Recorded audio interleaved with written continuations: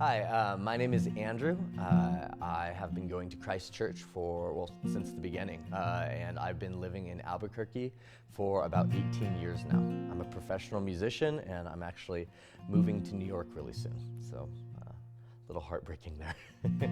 I wanted to tell you guys the story of how this church was absolutely essential in my faith and in keeping me in my faith.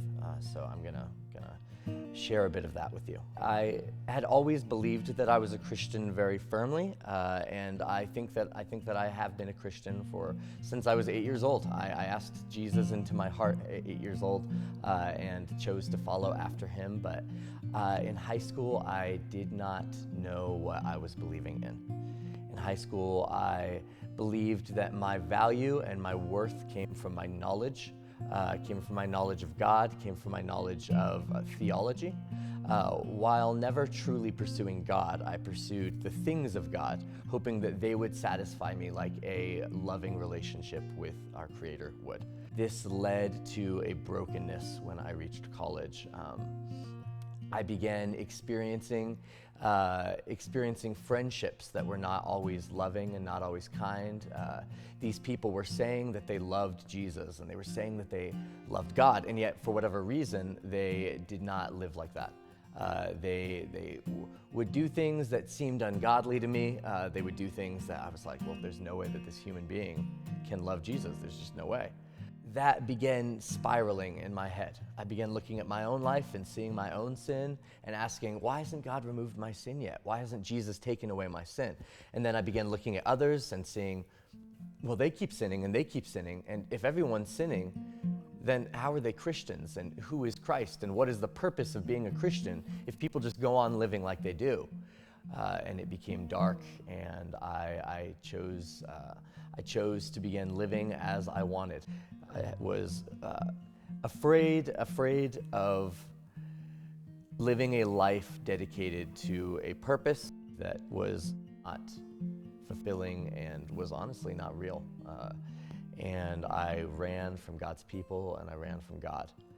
After about a year of living for myself and living on my own, a wonderful man named Logan Lester asked if he could start meeting with me, and he was like, I just want to read the Bible with you. And that to me was horrible. I was like, I don't want to read the Bible with anyone. I don't want to have to think about this. These people could not be honest. These people couldn't be doing this with good intention.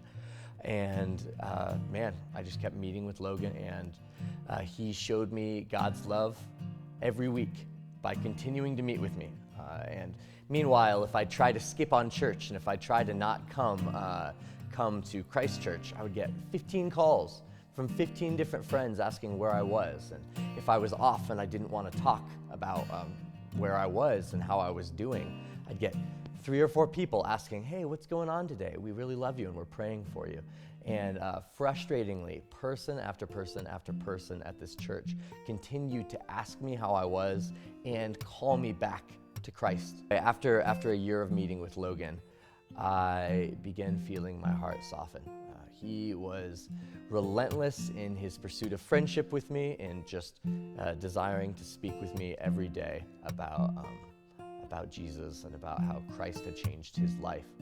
I was committed to seeing it through with him. I wanted to see if he could change my opinion, but I was quickly and rapidly beginning to feel that Christ and Christians were evil and horrible and had done horrible things to the world. And one day I told him, I said, Logan, I don't understand why people can live like they're not Christians. I don't understand why people keep sinning and keep hurting people, even though they say that they're in Christ.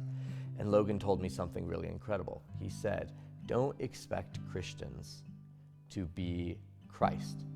Let Christ be Christ, and let Christians be Christians. The entire point of the gospel is that human beings will not be perfect and will screw up, and yet they are placing their hope in someone that did live perfectly. He said the entire point of the gospel is Jesus Christ was that perfect person, so that all of these horrible, broken human beings don't have to be. And that floored me. That astounded me. I I can honestly say that's where things began turning. All of a sudden, I viewed the world more differently. I said, have I been missing Christ this entire time?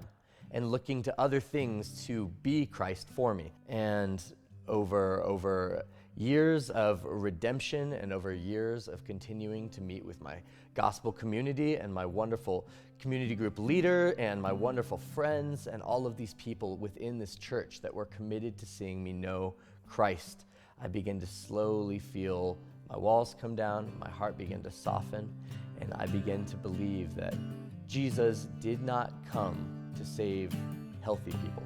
He came to save sinners, and he came to save the broken like me. And that absolutely changed everything.